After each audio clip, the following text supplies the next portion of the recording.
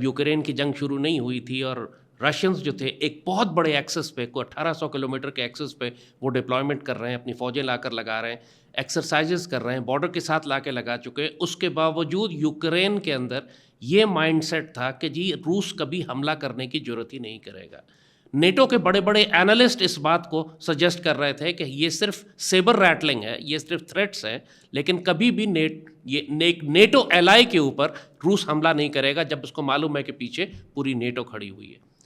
और वही बात आपने जो कही कि एक न्यूक्लियर एनवायरनमेंट में नेटो वर्सेस रशिया, कभी किसी सूरत में ये कॉन्फ्लिक्ट हो ही नहीं सकता, क्योंकि नेटो पीछे एक न्यूक्लियर आर्म्ड ब्लॉक है और रशिया उसके मुकाबले पे एक न्यूक्लियर आर्म्ड कंट्री है, और ये दोनों कभी भी एक कन्वेंशनल वॉर में नहीं जाएंगे। यूक्रेन ने तो इस लॉजिक को बिल्कुल गलत साबित कर दिया,